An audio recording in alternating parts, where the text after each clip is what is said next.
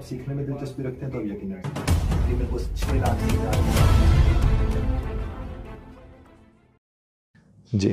کیا کمزور ایمان والے لوگ اوور تھنکرز ہوتے ہیں؟ مطلب ہم نے دیکھا ہے نارملی جن کا ایمان کمزور ہے یا وہ تعلق نہیں ہے اور جو خدشات میں رہتے ہیں کہ نیگیٹو ہی اللہ سے برے کا گمان رکھ کے، وہ نارملی اوور تھنک کر رہے ہوتے ہیں یا چیزوں کو خود کنٹرول کرنے کے چکر میں وہ اوور تھنک کر رہے ہوتے ہیں. میں یہ کروں گا تو یہ ہو جائے گا، اس کے بدلے میں یہ کروں گا.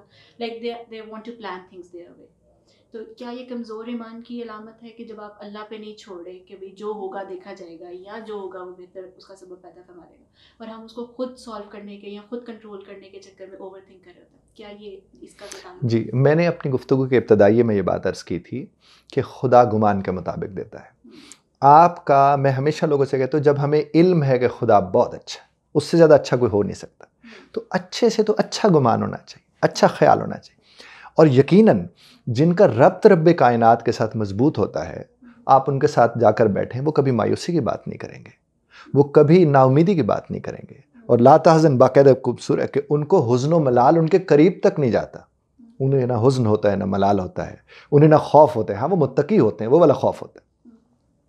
جس کا اپنے خالق کے ساتھ ربط ہوگا، جس کا اپنے خالق کے ساتھ معاملات درست ہوں گے، وہ تو کبھی اوور تھنکنگ کرے گا ہی نہیں.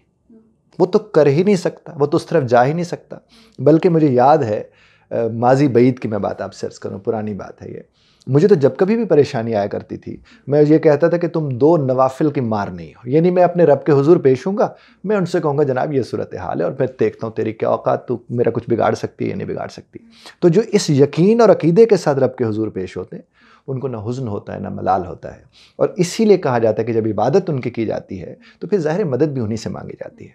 اور جب آپ کریٹر کے ساتھ کنیکٹ ہو جاتی ہے، وہ تو سمجھ لیں آپ کا ریفریش والا بٹن دب جاتا ہے، آپ تو تازہ دم ہوتے ہیں.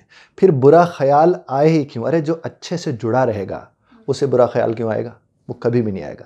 اسی لیے اولیاء اللہ جو ہیں وہ اس کو ایمان کی کمزوری کہتے ہیں، جس طرح آپ نے فرمایا، وہ اسے ایمان کی کمزوری کہتے ہیں. ظاہر ہے جس کا ایمان کمزور ہوگا وہی نا امید ہوگا.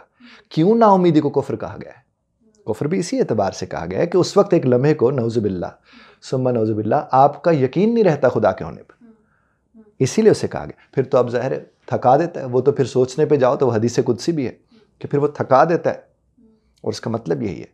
تو ہر وہ شخص جو رب کے ساتھ جڑا ہوا ہے اور اس کا ایمان مضبوط ہے، اس کے قریب نا امیدی مایوسی جا ہی نہیں سکتی. اور پھر وہ ایک ہی بات سوچتا ہے جو خالص صاف ستھری سوچ ہوتی ہے، رب کے ساتھ جڑی ہوئی، اور اپنی اس زندگی کو بطور نعمت وہ محسوس کر کے، چونکہ رب کی عطا ہے. دیکھیے زندگی آپ کو ملی ہے جو آپ کے اختیار کے استعمال کا نتیجہ نہیں ہے. زندگی آپ کو عطا ہوئی ہے، اس میں آپ کا کوئی اختیار نہیں تھا. تو جو عطا ہوئی ہو اس کو آپ جب خطاؤں کے حوالے کر دیں گے تو اس کے نتائج تو پھر وہی نکلیں گے. اور اوور تھنکنگ کرنا ہی یہی ہے کہ آپ نے اس کو خطا کے حوالے کر دیا ہے. اور اگر آپ سمجھتے ہیں ایک لمحے کو کہ نہیں، مجھے اپنے رب کے ساتھ اپنے رابطے کو جوڑنا ہے، مجھے جب بھی مایوسی یا پریشانی ہوگی میں اس کے حضور پیش ہوں گا، کاہے کی اوور تھنکنگ؟